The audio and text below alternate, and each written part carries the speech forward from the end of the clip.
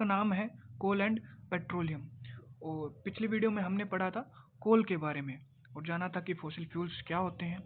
दोनों ही fossil fuels होते हैं, पेट्रोलियम भी और कोल भी। ओके, तो आज हम पढ़ेंगे पेट्रोलियम के बारे में।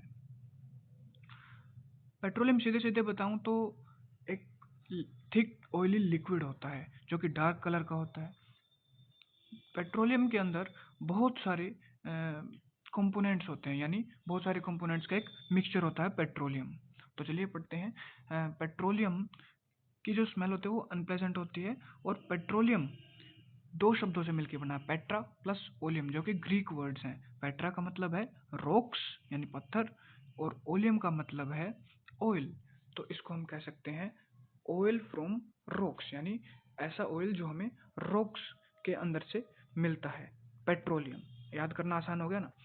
तो अब फॉर्मेशन ऑफ पेट्रोलियम कैसे बनता है भाई? पेट्रोलियम मैंने बताया था कि ये फॉसिल्स होते हैं। फॉसिल्स क्या कौन से होते हैं? जो हजारों लाखों साल पहले जो डेड प्लांट्स और एनिमल्स के रिमेन्स हैं बचे हुए, उनसे वो जब डिकम्पोज हो जाते हैं तब हमें मिलते हैं फॉसिल फ्यूल्स। ओके, तो ये कैसे बनता है? जो सी होता है, सी के अंदर जो लाखों साल पहले प्लांट्स और एनिमल्स के रिमेन्स हैं जो वो दबे रह गए थे और वो डिकम्पोज हो गए, उसके बाद जो बनता है वो है पेट्रोलियम। पेट्रोलियम बहुत सारे हाइड्रोकार्बन्स का मिक्सचर है जिसके अंदर एक से लेके बहुत 100 तक हाइड्रोकार्बन कार्बन के एटम्स हो सकते हैं। अब हाइड्रोकार्बन्स क्या होते हैं? देखो, हाइड्रोकार्बन्स ऐसे कंपाउंड्स होते हैं जो कार्बन और हाइड्रोजन से मिलकर बने होते हैं। ओके, कार्बन और हाइड्रोजन से मिलकर कंपाउंड बने कंपाउंड्स को हाइड्रोकार्बन्स कहते हैं। और ये भी माना जाता है कि मिलियंस ऑफ साल पहले, मतलब लाखों साल पहले, जब प्लांट्स और एनिमल्स सी में रहते थे और वो मर गए थे और उनके डेड बॉडीज बॉटम में, सी के बॉटम में यानी बिल्कुल नीचे चली गई थी सी के, तब वो डिकम्पोज हो गए और उसके ऊपर क्ले और सैंड की है एक परत आ गई और उसी वहीं पर पेट्रोलियम में ये जो डेड रिमेन्स है वो कन्वर्ट हो गए। मिलियंस ऑफ साल के बाद हाई प्रेशर और टेम्परेचर होने के कारण जो सी था उसके बॉटम में हाई प्रेशर। अब देखो, प्रेशर का क्या रहता है? जितना हम ऊपर जाएंगे पहाड़ों पे प्रेशर लो हो जाता है और जितना हम नीचे की ओर जाएंगे प्रेशर हाई हो जाता है ना। जितना नीचे जाएंगे प्रेशर हाई होगा। तो हाई प्रेशर और टेम्परेचर की वजह से, जहाँ पर एयर भी प्रेजेंट नहीं थी, पानी में एयर थोड़ी प्रेजेंट होती है, पानी में एयर प्रेजेंट नहीं थी, तो एयर की एब्सेंस में जो डेड रिमेन्स थे प्लांट्स और एनिमल्स के, वो स्लोली कन्वर्ट हो गए पेट्रोलियम के अंदर और ऊपर उनके आ गई क्ले और सैंड। अब जो पेट्रोलियम था, पेट्रोलियम वो पास कर गया पोरस रॉक्स के अंदर से। ओके, पोरस रॉक्स और non porous rocks. Porous rocks, जहाँ पर भी पोरस वर्ड्स आए, जो पोरस का मतलब होता है जिसके अंदर से एयर पास हो जाए या कोई भी कंटेंट पास हो सके, और नॉन पोरस, नॉन पोरस का मतलब है जिसके अंदर से एयर या भी कोई भी कंटेंट पास ना हो सके। अब लिखा है कि it then pass through the porous rocks and get trapped. Porous rock से निकल गया और कहाँ फंस गया? नॉन पोरस, जो जिसको हम कहते हैं इम्परवियस रॉक्स, इम्परवियस रॉक्स, उसके अंदर ट्रैप यानी फंस गया। ओके, अब जो पेट्रोलियम है उसके ऊपर एक और हल्की परत होती है नेचुरल गैस की। लिखा ना फिगर के ऊपर वाली लाइन में, a more volatile component of petroleum called natural gas forms a cover over it. अब वोलेटाइल क्या होता है? वोलेटाइल क्या होता है? जो हल्की चीज होती है उसको हम वोलेटाइल कहते हैं, जो जल्दी इवेपोरेट भी हो जाती है उसको भी हम वोलेटाइल कहते हैं, यानी हल्की चीज। अब फिगर में देखिए साफ साफ दिखाया गया है कि कैसे पेट्रोलियम कहाँ पर होता है। सबसे नीचे इम्परवियस रॉक्स यानी नॉन पोरस रॉक्स हैं। ओके, उसके ऊपर वाटर है, वाटर के ऊपर पेट्रोलियम है। अब ये देखो कि वाटर नीचे है और पेट्रोलियम ऊपर, ऐसा क्यों? क्योंकि वाटर हैवी होता है और पेट्रोलियम हल्का होता है, तो इसलिए पेट्रोलियम ऊपर है। और पेट्रोलियम से भी हल्के होते हैं नेचुरल गैस। तो आप एरो लगा के लिखा हुआ है नेचुरल गैस, तो देख सकते हैं ऊपर कवरिंग है पेट्रोलियम के ऊपर नेचुरल गैस की, और उसके ऊपर क्या है? फिर से इम्परवियस रॉक्स यानी नॉन पोरस रॉक्स। ओके, तो इस तरह से प्रेजेंट होता है पेट्रोलियम ज़मीन के अंदर। अब पेट्रोलियम मिलता कैसे हमें, प्रेजेंट होता है वहाँ पर से उस इतने नीचे अर्थ के, तब उसे निकालें कैसे, उसको हम एक्सपर्ट्स की मदद से निकालते हैं। ओके, जो पेट्रोलियम और नेचुरल गैस है वो वाटर की लेयर के ऊपर होते हैं, मैंने पहले ही बताया, बिकॉज पेट्रोलियम और जो नेचुरल गैस है वो वाटर से हल्की होती है। तो सबसे पहले इसको अगर हम पेट्रोलियम हमें निकालना है तो एक्सपर्ट जो हैं वो लोकेट कर लेते हैं सबसे पहले कि पेट्रोलियम किस जगह पर है।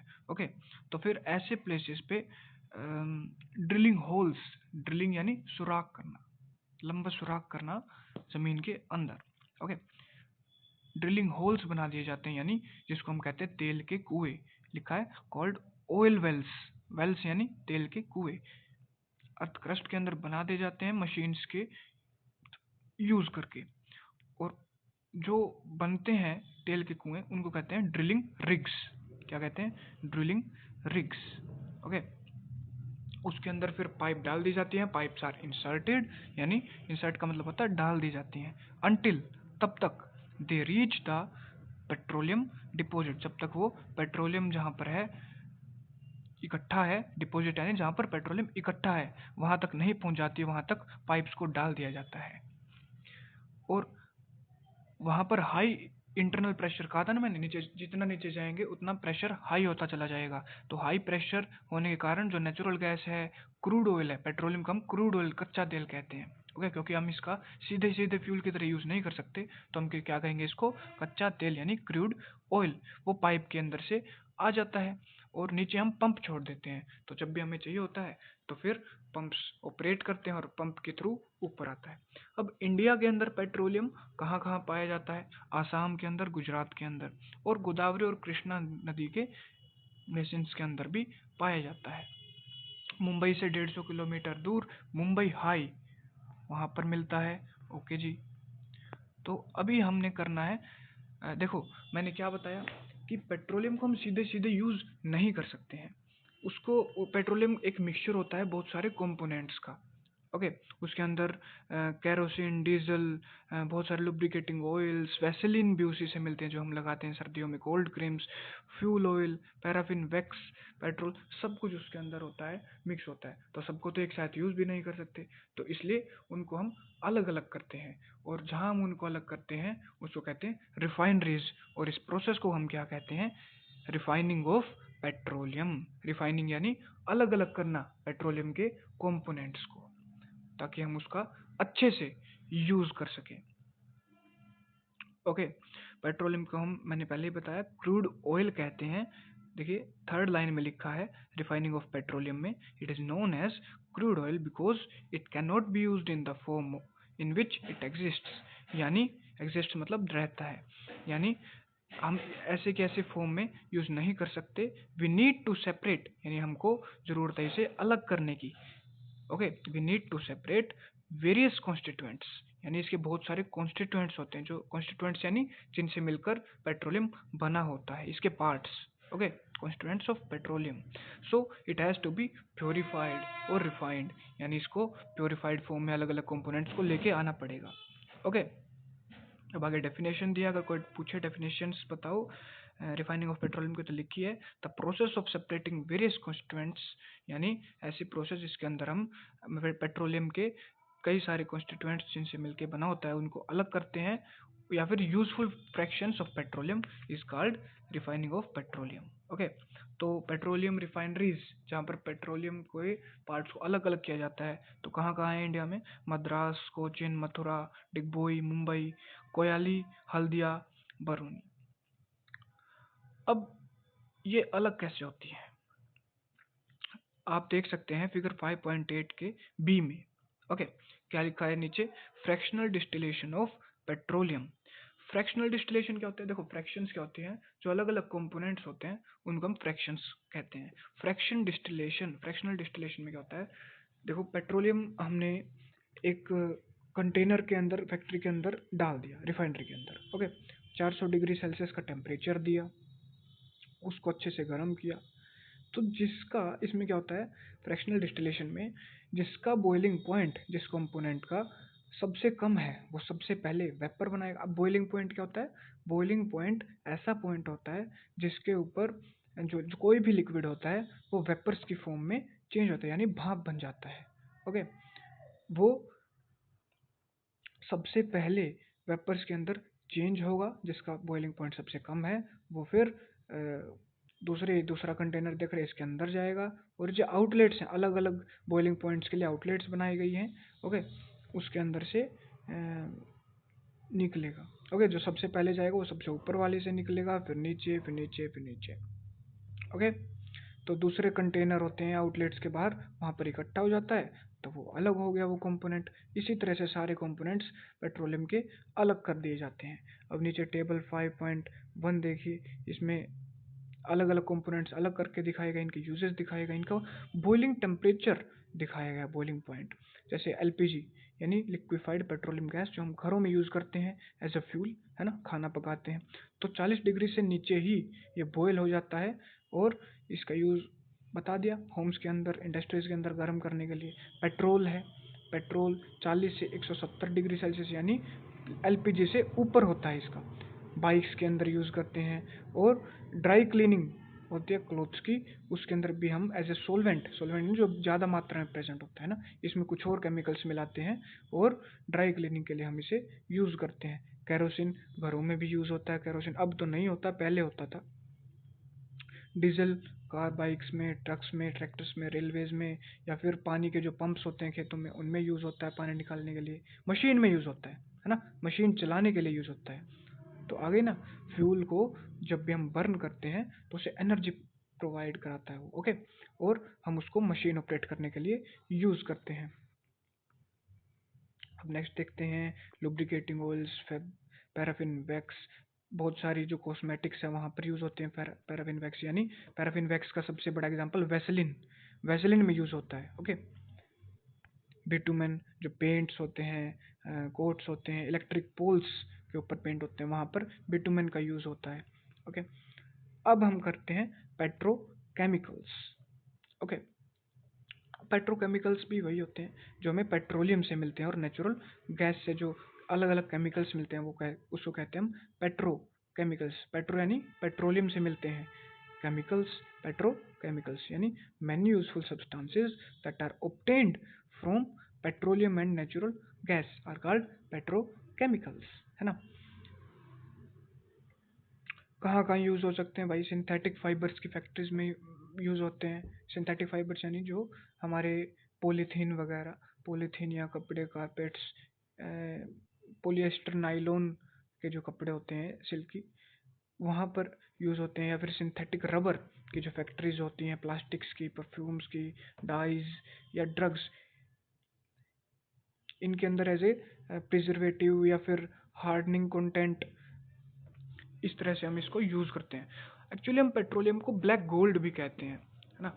ब्लैक देखो कलर में ब्लैक होता है, ठीक है जी, लेकिन इसका महत्व कितना सारा है, कितनी सारी चीज़ों में यूज़ हो रहा है, तो इसको गोल्ड की तरह मान सकते हैं। गोल्ड प्रीशियस होता है ना बहुत ज़्यादा, तो इसी तरह से ये क्या कहते हैं, ब्लैक गोल्ड। अब बात करते हैं नेचुरल गैसेस की। नेचुरल गैसेस भी एक फॉसिल फ्यूल्स होते हैं। ओके, पेट्रोलियम के ऊपर कवरिंग बनाते हैं, पेट्रोलियम से हल्के होते हैं। Okay, deep inside the earth पाए जाते हैं वहीं पर जहाँ पर पेट्रोलियम होता है। कहाँ पर? इम्प्रीवियस, कोई भी पूछे पेट्रोलियम का होता है तो it is trapped between impervious rocks यानी नॉन पोरस रॉक्स, जिसके अंदर से पास नहीं हो सकते कोई भी content. Okay, natural gas lower hydrocarbons का मिक्सचर। अब लोअर हाइड्रोकार्बन्स क्या होते हैं? लोअर हाइड्रोकार्बन्स का मतलब है जिसके अंदर कम कार्बन एटम हो। ओके, कम कार्बन एटम हो, उसको हम लोअर हाइड्रोकार्बन्स कहते हैं। तभी तो ये हल्के होते हैं, है ना। जितने कम होंगे हाइड्रोकार्बन्स यानी कार्बन और हाइड्रोजन, ओके, उतने ही हल्की होगी चीज़, तो इसलिए लोअर हाइड्रोकार्बन्स का मिक्सचर होते हैं। इनके पास मेनली मीथेन, मीथेन यानी जिसके पास एक कार्बन हो, ब्यूटेन यानी जिसके पास 4 कार्बन हो, प्रोपेन यानी जिसके पास 3 कार्बन हो, वो इसमें छोटी छोटी मात्राओं में प्रेजेंट होते हैं नेचुरल गैस के अंदर। ये एक आइडियल फ्यूल की तरह एक्ट करता है। देखो, आइडियल फ्यूल की अगर कोई डेफिनेशन पूछे तो क्या होती है? आइडियल फ्यूल हर एक वो फ्यूल होता है जो जिसको हम जलाते हैं और एनर्जी ज़्यादा प्रोवाइड कराता है, और जो बाद में धुआं होता है, धुआं कम आता है, उसको हम कहते हैं आइडियल फ्यूल। ओके, बताया भी हुआ है इसमें लास्ट फोर्थ लाइन में, it acts as an ideal fuel because it burns with a blue smokeless flame. Okay, smokeless flame है ना, धुआं कम छोड़ता है, इसलिए आइडियल आइडियल फ्यूल है। विदाउट लिविंग यानी ऐश, पीछे कोई गंदगी नहीं छोड़ता है। कैलोरीफिक वैल्यू इसकी हाई होती है, यानी एनर्जी ज़्यादा देता है। इंडिया के अंदर नेचुरल गैस त्रिपुरा के अंदर मिलती है हमें। त्रिपुरा, राजस्थान, महाराष्ट्र, कृष्णा गोदावरी नदी के डेल्टा पे। ये चीज़ें याद करनी है कि कहाँ मिलता है ना। बाकी सब समझने का है, आराम से हो जाएगा। ओके, आइडिया से जैसे मैंने समझाया वैसे करना है। यूजेस ऑफ नेचुरल गैस अब कहाँ होता है?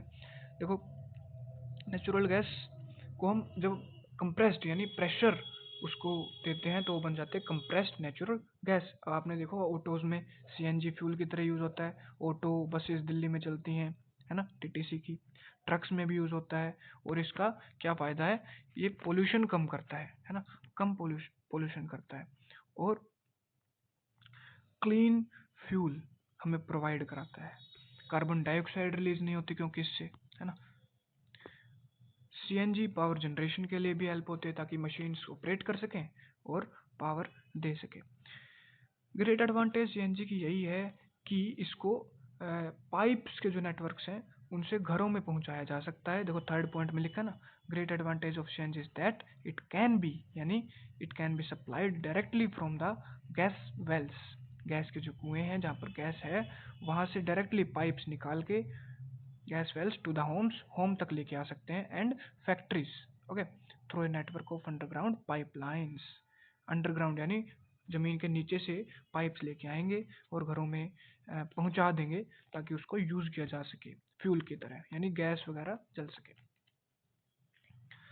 जैसे वडोदरा में, दिल्ली में बहुत सारी जगह ऐसा हो रहा है। नेचुरल गैस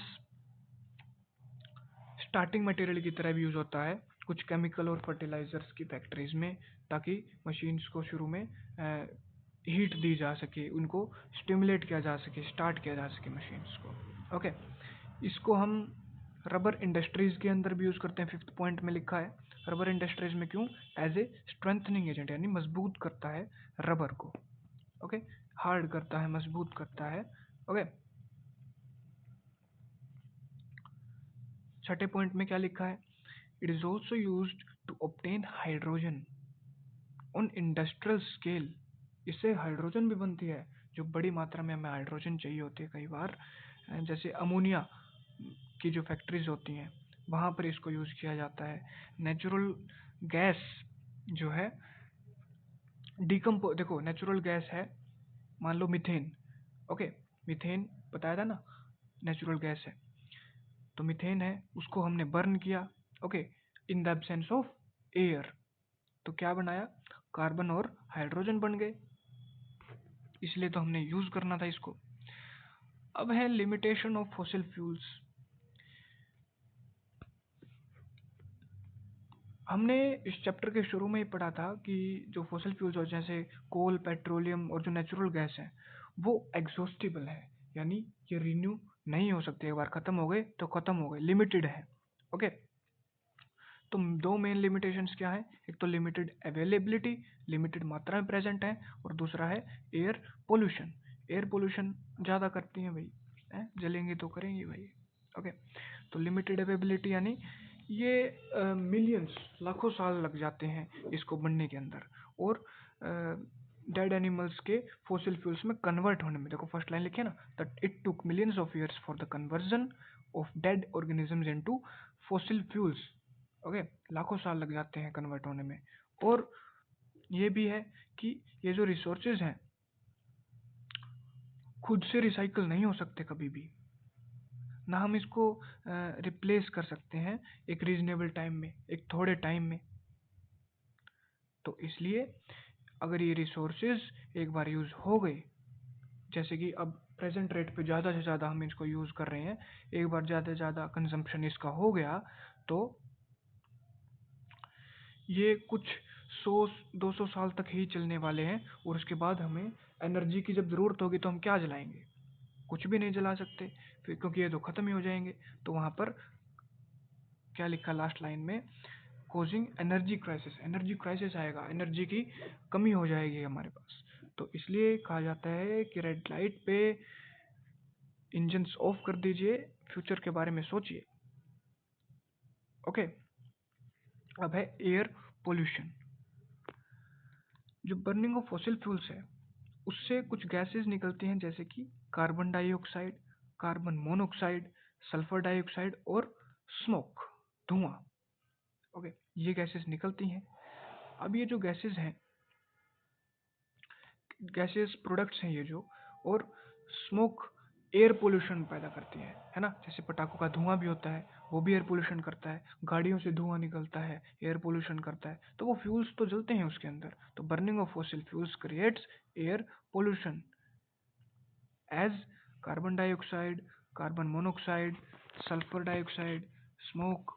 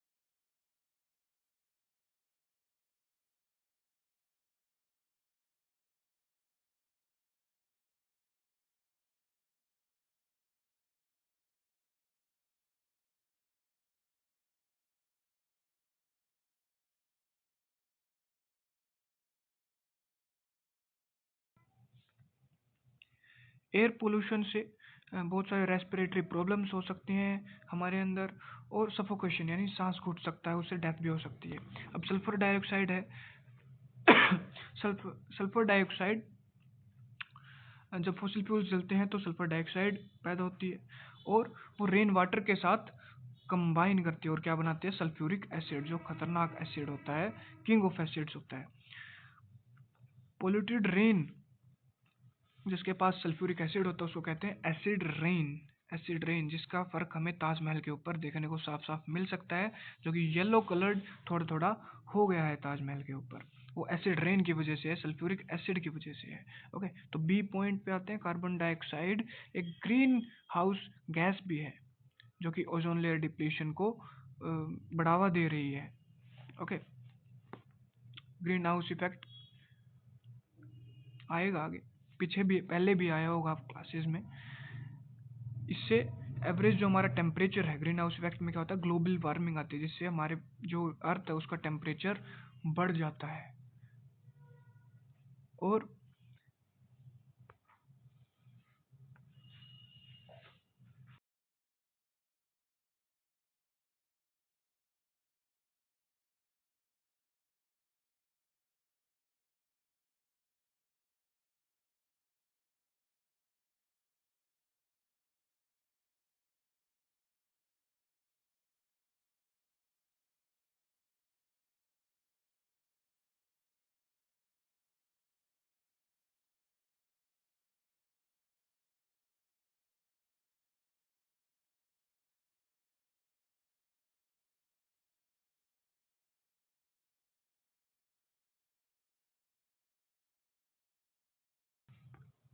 और जो पोलर रीजन्स हैं वहाँ की जो आइस है वो भी पिघल रही है ग्लोबल वार्मिंग की वजह से। ओके, एक और है एक और है कि जैसे एयर पोल्यूशन हो सकता है क्या, जब इनकम्प्लीट कंबशन होती है, यानी कि पूरी कंबशन नहीं होती है। जो इनकम्प्लीट कंबशन में क्या होता है, एयर जब ऑक्सीजन कम प्रेजेंट होती है तो उसको इनकम्प्लीट कंबशन कहा जाता है। सही से फ्यूल्स बर्न नहीं होते और धुआं ज़्यादा छोड़ते हैं और काम कम करते हैं, तो उसको इनकम्प्लीट कंबशन कहते हैं। जैसे आपकी घर में गैस की फ्लेम हो सकती है, आप ब्लू कलर की है तो वो कंप्लीट कंबशन है, अगर येलो कलर की है तो यानी कुछ अड़चन है, कुछ पार्शियल कंबशन यानी इनकम्प्लीट कंबशन कहते हैं उसको। ओके, इससे क्या होता है, कार्बन मोनोऑक्साइड बनता है और धुआं ज़्यादा फैल जाता है और जहरीली गैस बनती है और इससे डेथ भी हो सकती है। जब कार्बन मोनोऑक्साइड को हम इनहेल करते हैं यानी अंदर लेते हैं अपने अंदर, तो इट कंबाइंस विद हीमोग्लोबिन, यानी हमारे ब्लड में हीमोग्लोबिन जो होता है उससे कंबाइन हो जाते हैं। ब्लड के अंदर हीमोग्लोबिन होता है और कार्बन मोनोऑक्साइड उससे कंबाइन हो जाती है और क्या बनाती है, कार्बोक्सी हीमोग्लोबिन। इसके वजह से जो हीमोग्लोबिन है उसके पास जो ऑक्सीजन होती है जो हमारे लिए ज़रूरी है रेस्पिरेशन के लिए, वो कैरी नहीं कर सकता उस ऑक्सीजन और हमारी बॉडी सेल्स की डेथ हो जाती है और सफोकेशन से हमारी डेथ हो जाती है। सूट पार्टिकल्स एंटर करते हैं बॉडी के अंदर। ओके, सूट पार्टिकल्स यानी जलने के बाद जो पार्टिकल्स आए हैं वो हमारी बॉडी के अंदर एंटर करते हैं और जब हम ब्रीदिंग यानी सांस लेते हैं तो ये स्नीजिंग छींक आती है हमें, ट्रिगर कफ यानी कफ को बढ़ावा देते, खांसी होती है हमें, रेस्पिरेटरी प्रॉब्लम्स जैसे कि अस्थमा भी हो सकता है। अब है कंजर्वेशन ऑफ फॉसिल फ्यूल्स क्योंकि हमने बताया कि ये नॉन रिन्यूएबल होता है और एग्जॉस्टिबल यानी लिमिटेड अमाउंट में है, तो इनकी कंजर्वेशन तो बहुत ज़रूरी है। कंजर्वेशन का यानी कंजर्वेशन का मतलब है इनको बचाएं कैसे। ओके, तो हमें इन्हें बचाने के लिए इनका जो यूज़ है वो धीरे धीरे कम करना होगा। फर्स्ट पॉइंट में क्या बताया, we should reduce the use of fossil fuels, यानी हमें कम करना होगा इनका use, and use this fuels only when absolutely necessary, यानी नेसेसरी यानी बहुत ज़रूरत हो, एब्सोल्युटली यानी बहुत ज़्यादा ज़रूरत हो तभी हमें यूज़ करना चाहिए इनका, नहीं तो नहीं करें। जैसे कि पब्लिक ट्रांसपोर्ट का यूज़ करके हम इसका सही से बचा सकते हैं इनको। ओके, हमको ज़्यादा फ्यूल एफिशिएंट मशीन्स यूज़ करनी चाहिए, ऐसी मशीन्स जो फ्यूल कम लें और ज़्यादा एनर्जी प्रोवाइड कराएं और ज़्यादा वर्क हो सके। ओके, हमें रिन्यूएबल सोर्सेज ऑफ एनर्जी जैसे कि विंड एनर्जी, वाटर एनर्जी, इनको ज़्यादा से ज़्यादा यूज़ करना चाहिए। सोलर एनर्जी जो कि आजकल जिसको बढ़ावा मिल भी रहा है सोलर एनर्जी को। ओके, तो ये रिन्यूएबल है यानी दोबारा जल्दी जल्दी बन सकते हैं। अब हवा थोड़ी ख़त्म होती है, पानी ख़त्म हो रहा है लेकिन वो ड्रिंकिंग वाटर ख़त्म हो रहा है, समुद्र का पानी थोड़ी ख़त्म होता है, तो ये रिन्यूएबल सोर्सेज हैं। Okay, judicious use of energy has two main advantages. Judicious use का मतलब है जुडिशियस यूज़ का मतलब है पूरे कायदे में रहकर हम उसका यूज़ करें इन रिसोर्सेज का, तब ज़्यादा फायदा हमें होगा।